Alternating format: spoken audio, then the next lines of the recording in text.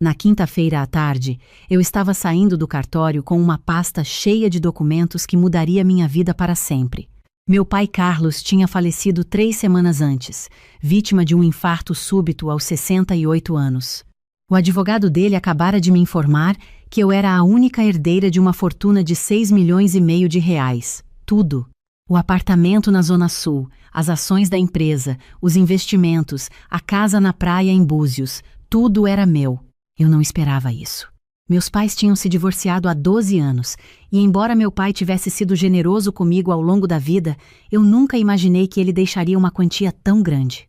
Muito menos que deixaria tudo para mim, sem mencionar minha mãe Helena no testamento. Nem uma linha, nem R$1. Meu primeiro instinto foi ligar para ela. Afinal, apesar do divórcio complicado e dos anos de silêncio entre eles, Helena ainda era minha mãe. E ela estava sozinha. Vivia em um apartamento alugado em Copacabana, sustentada pela pensão que meu pai pagava religiosamente até o dia em que morreu. Uma pensão que, obviamente, tinha acabado junto com ele. Quando atendi a ligação dela naquela noite, mal consegui dizer oi antes que ela começasse a falar. Ana Beatriz, minha filha, você foi ao advogado hoje? Como foi? O que ele disse sobre o testamento do seu pai? A voz dela soava ansiosa, quase desesperada. Eu hesitei. Algo dentro de mim disse para não contar tudo ainda, para esperar, para pensar. Foi tranquilo, mãe. Ainda tem muita papelada para resolver. Você sabe como são essas coisas de inventário. Mas ele deixou algo para você? Para nós? Nós. Essa palavra ficou ecoando na minha cabeça depois que desliguei o telefone. 3 dias depois, minha mãe apareceu na minha casa sem avisar. Eu moro em um apartamento de 2 quartos em Botafogo, nada luxuoso, mas confortável. Trabalho como arquiteta autônoma há 15 anos, desde que me divorciei e recomecei a vida.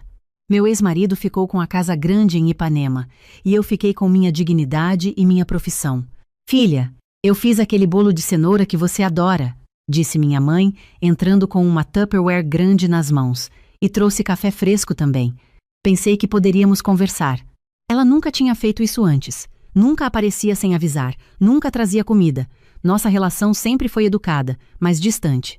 Ela era uma mulher fria, controladora, que sempre me criticou por tudo, pela escolha de carreira, pelo casamento, pelo divórcio, pela decisão de não ter filhos. Mas ali estava ela, sorrindo, servindo café na minha cozinha, cortando fatias generosas de bolo. Ana, eu sei que seu pai deve ter deixado alguma coisa para você. Ela começou, mexendo o açúcar no café dela com movimentos lentos. E eu só quero que você saiba que estou aqui para ajudar. Sei que lidar com herança pode ser complicado, tem impostos, tem decisões financeiras difíceis. Eu posso te orientar. Ela que nunca trabalhou um dia na vida, que sempre dependeu do dinheiro do meu pai e depois da pensão, ela ia me orientar. Obrigada, mãe, mas está tudo sob controle. O advogado está cuidando de tudo. O sorriso dela vacilou por um segundo, mas ela se recompôs rapidamente. Claro, claro. Só não quero que você seja enganada, filha. Esses advogados às vezes cobram taxas absurdas. E você sabe que metade de tudo que seu pai tinha é tecnicamente meu também, não é? Fomos casados por 35 anos. Meu estômago se apertou. Eu tomei um gole do café para disfarçar meu desconforto. Estava amargo, apesar do açúcar que ela tinha colocado. Mãe, o divórcio de vocês foi finalizado há 12 anos. A divisão de bens já foi feita naquela época. Sim, mas seu pai me enganou naquele processo. Escondeu o patrimônio. Eu mereço mais do que recebi. Eu não respondi. Apenas comi um pedaço do bolo. Estava delicioso, como sempre. Minha mãe sabia cozinhar. Isso eu tinha que admitir. Ela visitou mais 2 vezes naquela semana. Sempre com comida, sempre com café, sempre com perguntas sobre a herança, sobre o advogado, sobre quanto dinheiro estava envolvido. E então eu comecei a passar mal. Começou com uma dor de estômago leve depois do café que ela trouxe na segunda visita. Pensei que fosse algo que eu tinha comido. Mas na manhã seguinte, acordei com náusea intensa, vomitei 3 vezes e passei o dia inteiro com diarreia. Na terceira visita dela, uma semana depois, a mesma coisa aconteceu. Tomei o café, Comi o bolo e algumas horas depois estava me sentindo péssima, tonta, com o coração acelerado, suando frio. Foi minha amiga Roberta, médica, quem me alertou quando liguei para ela reclamando dos sintomas. Ana, isso não é normal. Você está comendo sempre a mesma coisa quando isso acontece? Pensei por um momento. Agora que você fala, minha mãe tem vindo aqui e trazido comida, e eu sempre passo mal depois. Houve um silêncio do outro lado da linha. Ana, eu não quero te assustar, mas você deveria fazer uns exames e talvez não comer mais nada que ela trouxer. Só por precaução. Aquela noite, eu não consegui dormir. Fiquei pensando, seria possível? Minha própria mãe? Não. Era absurdo. Paranoia. Mas então me lembrei de como ela tinha ficado obcecada com a herança, de como tinha mudado completamente o comportamento, aparecendo do nada, sendo atenciosa de um jeito que nunca foi.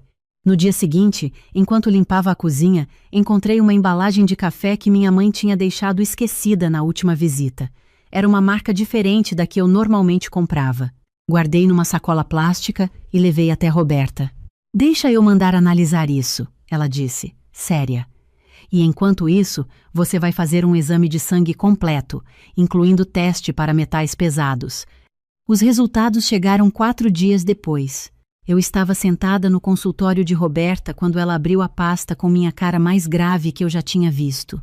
Ana, você tem níveis elevados de arsênico no sangue.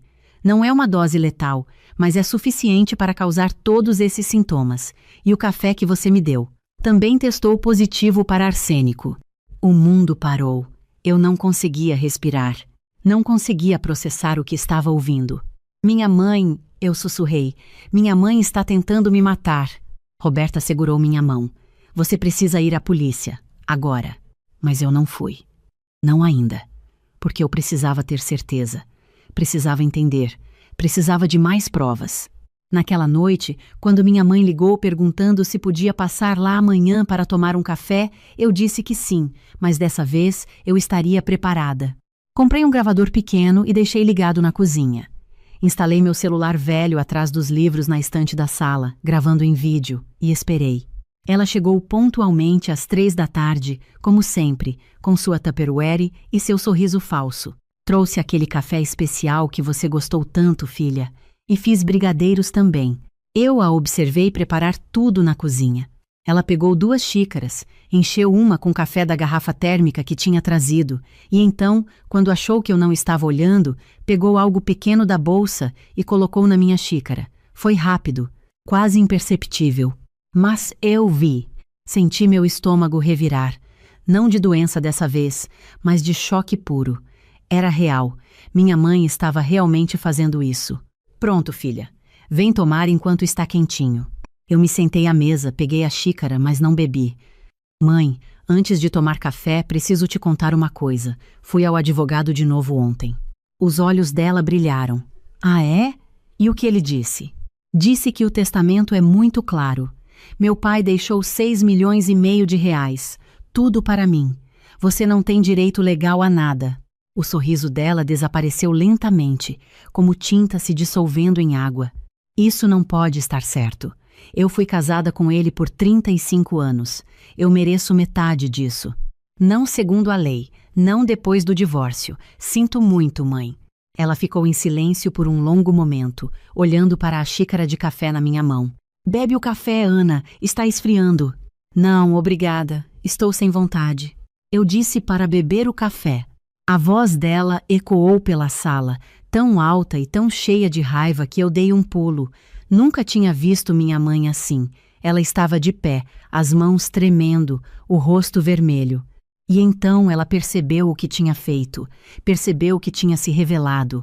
Você sabe, eu disse baixinho. Você sabe que eu sei. Ela se deixou cair na cadeira, e por um momento pensei que fosse desmaiar. Mas então ela começou a rir. Um riso baixo, amargo, assustador. Esperta.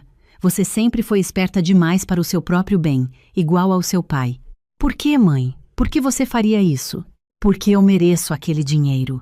Ela gritou. Eu passei 35 anos da minha vida cuidando daquele homem, cozinhando, limpando, sendo a esposa perfeita, e ele me deixou com nada, absolutamente nada. Enquanto você, que mal visitava ele, você fica com tudo. Ele te deu metade de tudo no divórcio. Uma casa, investimentos, que eu tive que vender para sobreviver. Enquanto ele continuava rico, eu fiquei com migalhas, e agora, quando ele morre, quando finalmente poderia ter justiça, ele me exclui completamente. Dá tudo para você. As lágrimas escorriam pelo rosto dela agora, mas não eram lágrimas de tristeza, eram de raiva pura. Então você decidiu me matar. Eu não queria. Ela soluçou. Mas Maurício disse que era a única maneira. Disse que se você morresse como sua mãe, eu herdaria tudo, que você não tem filhos, não tem marido, então o dinheiro passaria naturalmente para mim. Maurício. Esse era um nome que eu não conhecia. Quem é Maurício?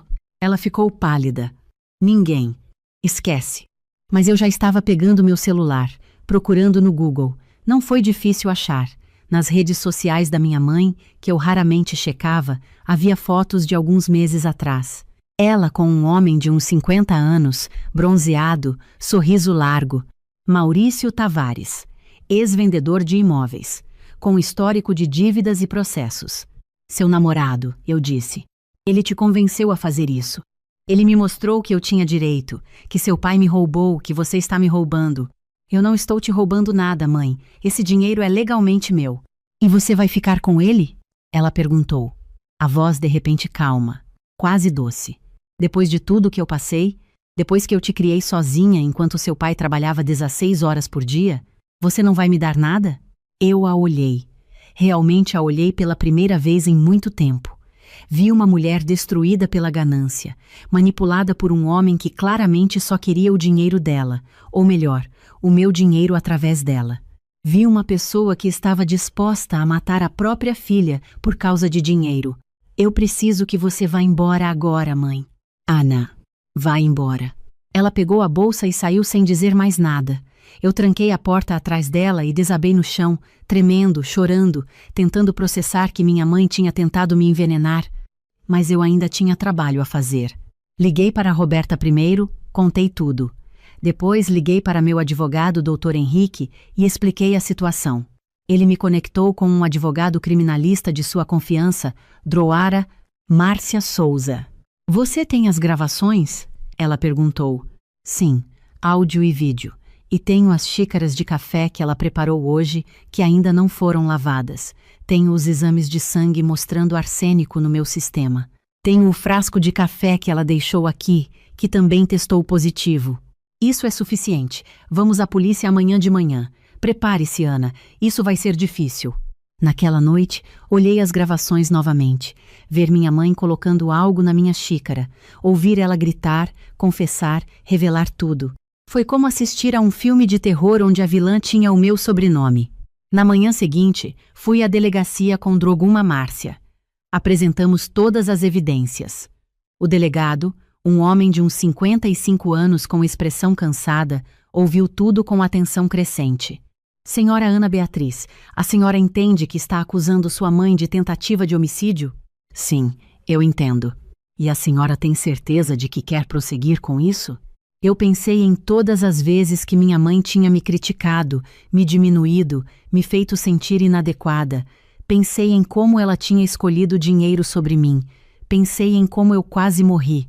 Sim, eu tenho certeza. 3 horas depois, 2 policiais bateram na porta do apartamento da minha mãe em Copacabana. Ela foi presa em flagrante quando encontraram um frasco de veneno para ratos, a fonte do arsênico, escondido na cozinha dela. Maurício, o namorado, foi preso 2 dias depois como cúmplice. O caso foi para a mídia. Mãe tenta envenenar filha por herança de R$ 5 milhões. As manchetes eram chocantes, sensacionalistas. Meu rosto estava em todos os jornais. Tive que contratar segurança, mudar meu número de telefone, lidar com jornalistas acampados na porta do meu prédio. Mas o pior foi o julgamento, 6 meses depois. Minha mãe sentada no banco dos réus, magra, pálida, parecendo 10 anos mais velha. Seu advogado tentou argumentar que ela tinha sido manipulada por Maurício, que estava em depressão, que não sabia o que estava fazendo. Mas as evidências eram irrefutáveis. As gravações foram reproduzidas na corte. Minha voz perguntando por quê. A voz dela gritando sobre merecer o dinheiro. A confissão completa. O promotor foi implacável. Esta mulher planejou durante semanas envenenar lentamente sua própria filha. Ela preparou café envenenado, serviu com um sorriso e observou enquanto Ana Beatriz sofria. Isso não foi um momento de loucura. Foi premeditação fria e calculada. O júri deliberou por menos de 3 horas. Culpada de tentativa de homicídio qualificado. A sentença foi de 12 anos de prisão. Maurício pegou 8 anos como cúmplice. Quando o juiz bateu o martelo, eu não senti nada. Nem alívio, nem tristeza, nem raiva. Apenas vazio. Minha mãe olhou para mim uma última vez antes de ser levada. Eu esperei ver remorso, ou raiva, ou qualquer emoção. Mas seus olhos estavam vazios também. Nos meses seguintes, tentei reconstruir minha vida. Vendi o apartamento em Botafogo, tinha muitas memórias ruins agora. Comprei uma casa pequena em Santa Teresa, com vista para a Baía de Guanabara. Comecei terapia 3 vezes por semana. E então, limpando os pertences do meu pai que tinham sido guardados em um depósito, encontrei uma carta, endereçada a mim, com data de 2 meses antes da morte dele. Minha querida Ana Beatriz, se você está lendo isso, significa que parti.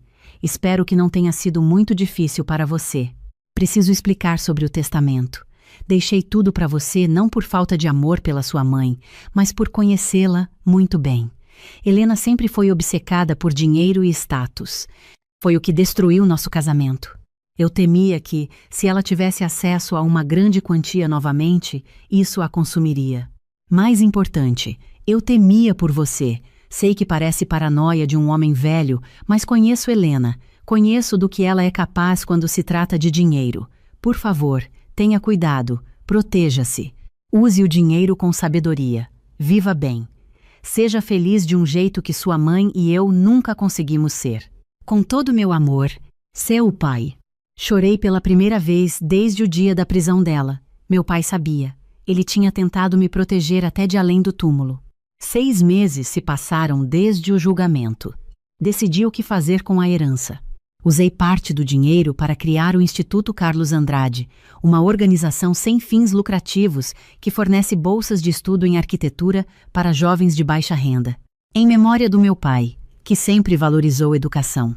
Comprei o prédio onde ficava o velho escritório do meu pai e transformei em um espaço comunitário, oferecendo aulas gratuitas de arte e música para crianças. E, pela primeira vez na vida, tirei um ano sabático. Viajei, conheci lugares que sempre quis ver: Itália, Grécia, Japão.